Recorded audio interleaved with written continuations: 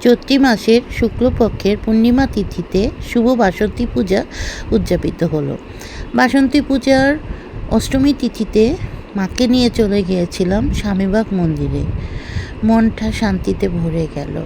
মা, জয় মা। বাসন্তী পূজার অঞ্জলি নিয়ে, অষ্টমীতে অঞ্জলি নিয়ে তারপর কিছুক্ষণ মায়ের কাছে বসে আরাধনা করলাম।